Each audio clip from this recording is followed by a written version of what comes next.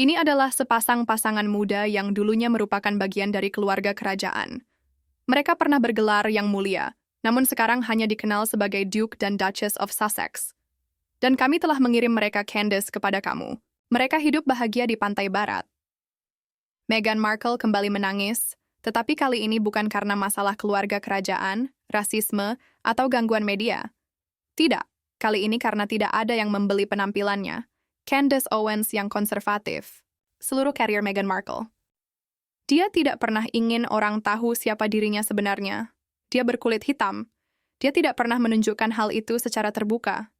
Dia tidak pernah membicarakan warna kulitnya. Jika kita lihat, mungkin aku akan mengira dia berdarah Hispanic.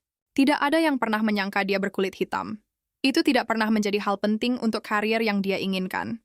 Baru saja dia merobek-robek momen depresi publik terbaru sang Duchess saat dia muncul di acara Jamie Kern 5. Meghan, yang mengenakan busana serba putih dan berkedip sambil mengeluarkan air mata palsu, mengklaim dia tidak memiliki dukungan dan menangis karena merasa tidak dipahami.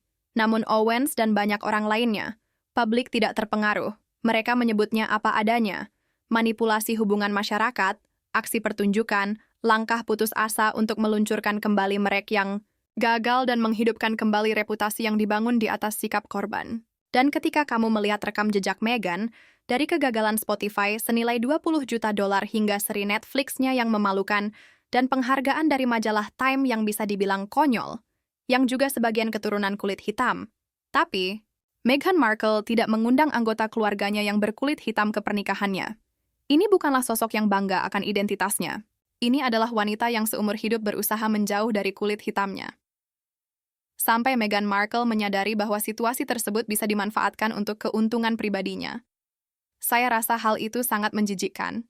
Tidak heran para kritikus sudah merasa muak dengan sikapnya. Mari kita bahas lebih lanjut.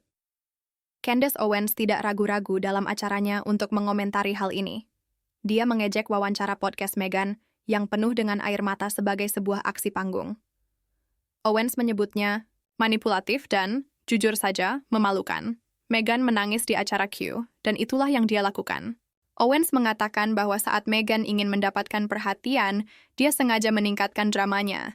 Owens menuduh Meghan menggunakan air mata itu sebagai alat untuk mempromosikan merek barunya, sambil menunjukkan betapa segmen emosional tersebut tampak sangat terencana dan sesuai dengan banyaknya produk gaya hidup, penampilan hubungan masyarakat, dan peluncuran di media sosial yang dilakukan Meghan.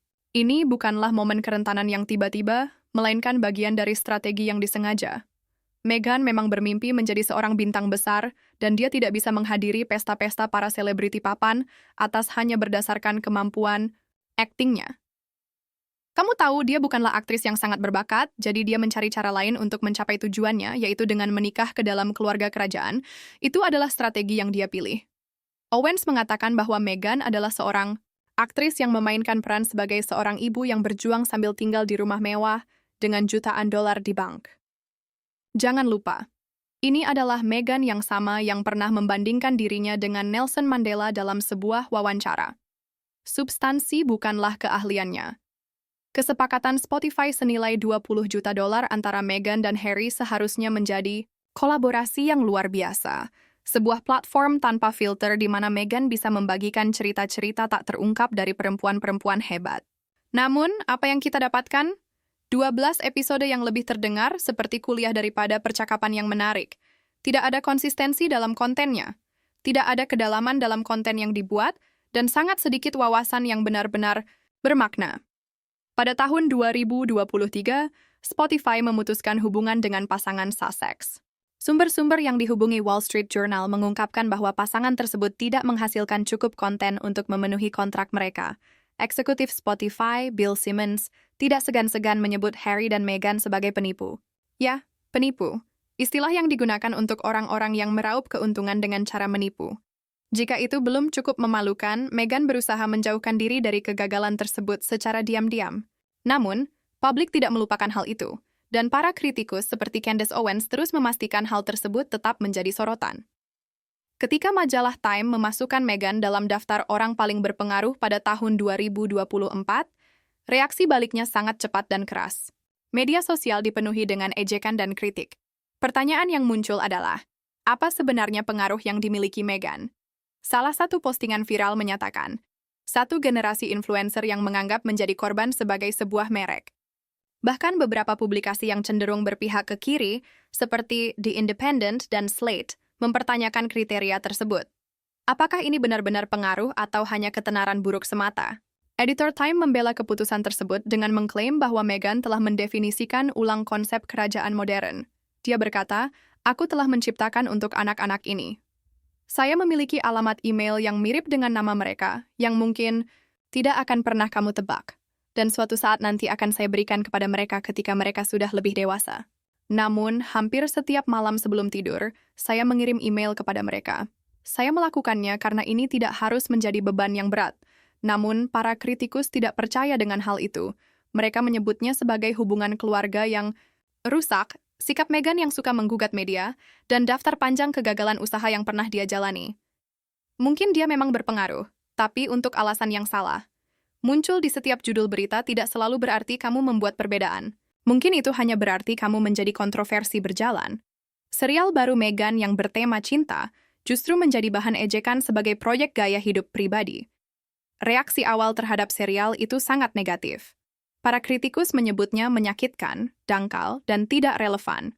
Daily Mail menggambarkan trailer serial tersebut seperti reel Instagram yang diperpanjang menjadi sebuah serial penuh. Semua visualnya mengkilap, tapi tanpa isi yang berarti. Bahkan The Telegraph juga ikut berkomentar, menyindir bahwa serial itu hanya menampilkan gambar mereka berdua saat sarapan atau bermain dengan hal-hal yang tidak akan mereka bingkai atau tulis di jurnal pribadi mereka. Namun, pada suatu titik dalam hidup mereka, mungkin saat mereka berusia 16 atau 18 tahun, saya bilang rasanya serial itu terkesan biasa, terlalu bersih, dan egois. Hal ini terjadi setelah penayangan perdana pasangan Harry dan Meghan, yang besar, namun jumlah penontonnya menurun drastis setelah episode kedua.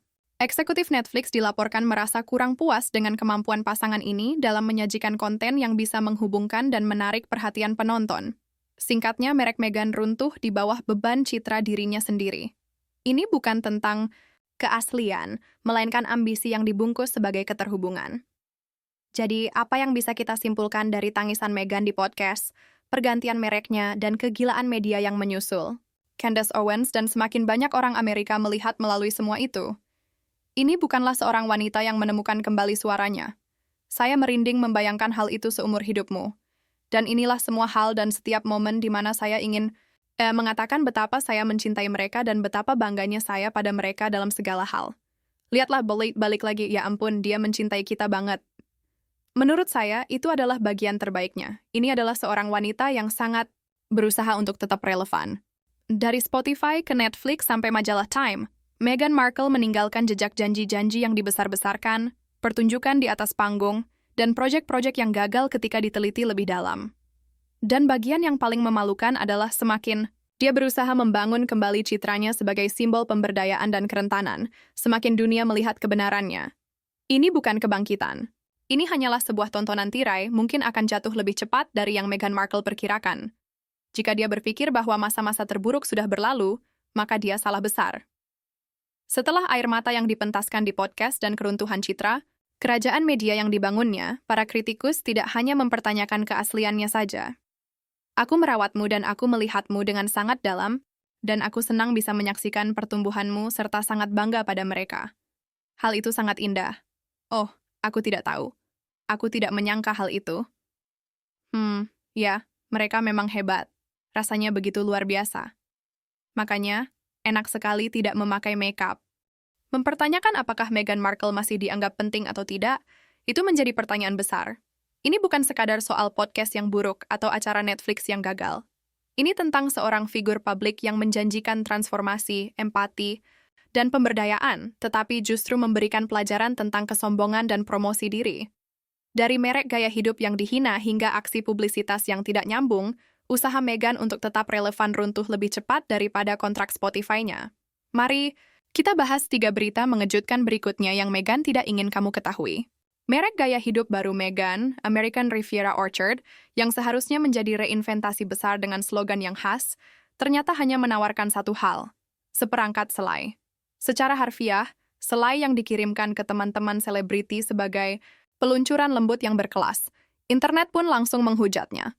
Para kritikus bertanya-tanya, apakah Meghan berusaha menjadi Martha Stewart atau hanya bermain peran? Dalam konteks yang lebih personal, ada percakapan yang menyentuh tentang pentingnya melakukan sesuatu yang berarti untuk anak-anak dan pasangan, dengan ungkapan seperti, ini akan sangat berarti bagi anak-anakmu. Kamu juga melakukannya untuk pasanganmu, kan? Dan aku sedang mengalami momen-momen aha sekarang. Ini menunjukkan refleksi pribadi dan dorongan untuk melakukan hal-hal yang bermakna. Namun, para pendukung Sussex mengakui bahwa merek tersebut terkesan tidak sinkron, tidak serius, dan tidak peka, terutama di tengah kesulitan ekonomi yang dialami jutaan orang Amerika.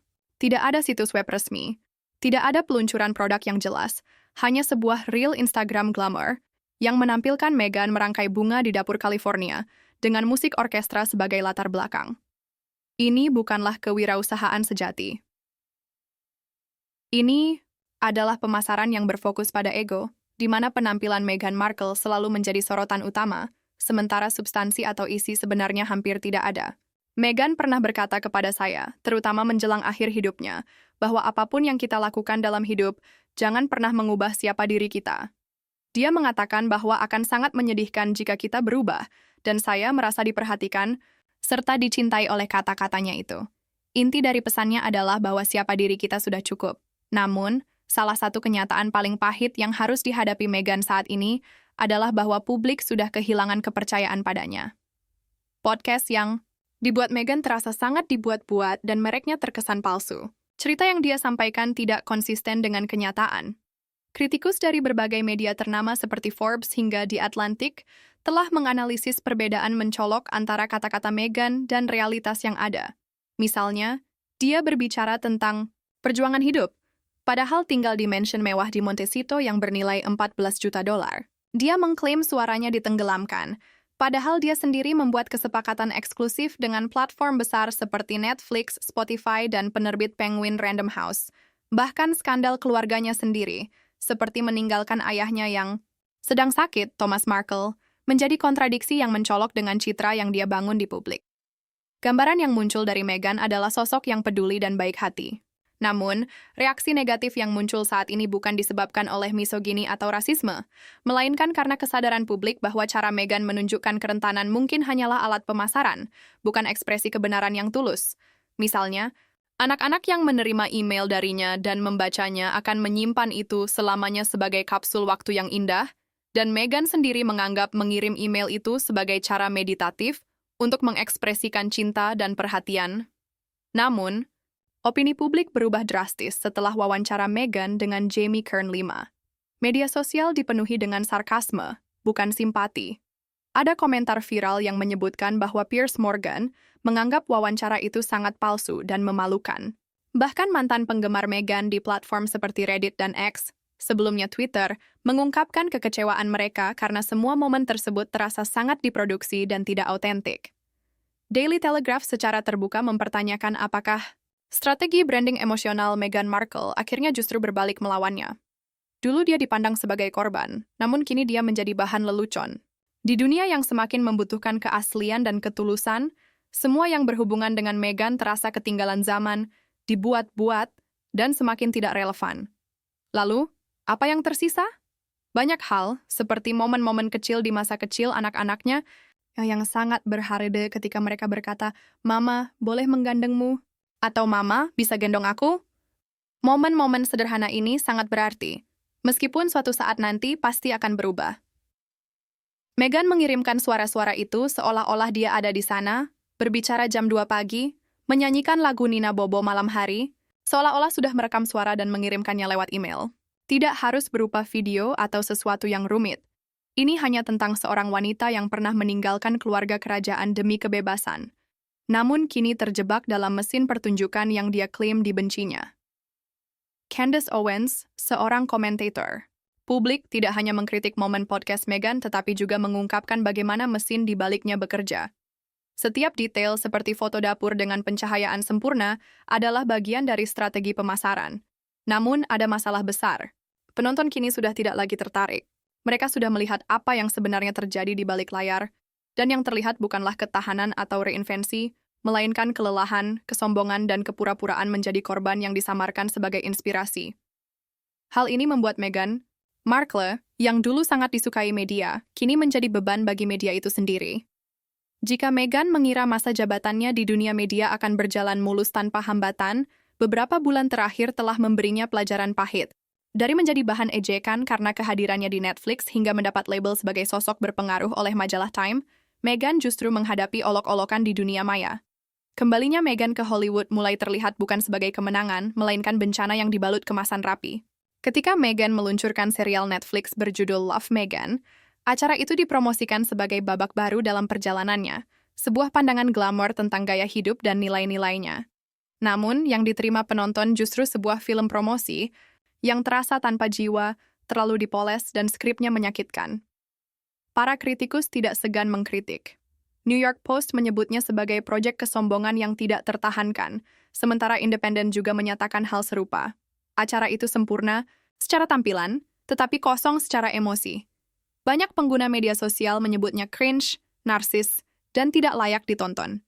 Alih-alih menghadirkan substansi, acara itu dipenuhi dengan cuplikan lambat tentang mangkuk buah, rangkaian bunga, dan Meghan tersenyum sambil melamun, menceritakan perjuangannya di Mansion Montecito senilai $14 juta. Ini bukan storytelling yang sesungguhnya, melainkan branding diri yang menyamar sebagai inspirasi. Tidak ada momen tulus, tidak ada konflik, tidak ada risiko, hanya pengingat bahwa Meghan tidak tertarik pada keaslian. Bahkan tepuk tangan pun mulai berkurang. Ketika majalah Time memasukkan Meghan Markle sebagai salah satu dari 100 orang paling berpengaruh di dunia, seharusnya itu menjadi puncak kariernya. Namun sebaliknya, hal itu justru menjadi pusat kontroversi. Berpengaruh untuk apa sebenarnya? Apakah karena podcast Spotify-nya yang gagal? Hubungan keluarganya yang hancur? Atau jutaan dolar dari kesepakatan media yang justru menghasilkan lebih banyak kontroversi daripada konten bermakna? Media sosial meledak dengan kritik, dan bahkan outlet media mainstream pun mulai mempertanyakan keputusan tersebut. Newsweek memuat headline yang menyoroti kontroversi ini. Banyak orang bertanya, apakah Meghan Markle benar-benar mencapai sesuatu yang berarti sepanjang tahun ini? Di forum-forum online, Twitter, dan YouTube, pengguna ramai-ramai menyebutnya sebagai bentuk tokenisme, sebuah lelucon, dan sosok yang sudah tidak relevan lagi. Narasi yang sebelumnya penuh pujian berubah hampir seketika menjadi aib dan bahan olokan. Hal yang sering tidak disadari adalah bahwa pengaruh tanpa integritas terasa kosong dan hampa. Nama Meghan mungkin masih mampu menarik perhatian, tetapi semakin sedikit orang yang benar-benar percaya pada apa yang dia tawarkan. Di balik kejatuhan Meghan Markle terdapat satu kesalahan fatal. Mereknya tidak dibangun di atas kebenaran, melainkan hanya pada penampilannya semata. Mulai dari wawancara yang terencana dengan Oprah, jalan-jalan yang sudah diatur oleh paparazzi, hingga air mata yang tampak di skenario di podcast, semua yang dia lakukan terasa sangat direncanakan dan dibuat-buat. Dia berbicara tentang bagaimana suaranya dibungkam, sementara sebenarnya dia mendominasi siklus media dengan berbagai kesepakatan dan kemewahan yang mengelilinginya. Meghan mengklaim berjuang untuk pemberdayaan perempuan, tetapi kenyataannya dia dikelilingi oleh kemewahan dan kontrak-kontrak korporat yang besar. Publik mulai menyadari ketidaksesuaian antara kata-katanya dan tindakannya. Tindakan Meghan tidak sejalan dengan advokasi yang dia suarakan. Misalnya, dia melewati ayahnya yang sedang sakit tanpa berbicara, namun di saat yang sama berkhotbah tentang pentingnya kesehatan mental sambil mengabaikan anggota keluarganya sendiri. Kontradiksi-kontradiksi ini semakin menumpuk. Apa yang dulu dianggap sebagai keberanian kini dilihat sebagai tindakan oportunis. Apa yang dulu menginspirasi kini terasa melelahkan dan membosankan. Penampilan Meghan semakin tipis, dan penonton mulai bisa melihat di balik filter, air mata yang dibuat-buat, dan montase bunga yang dipoles rapi.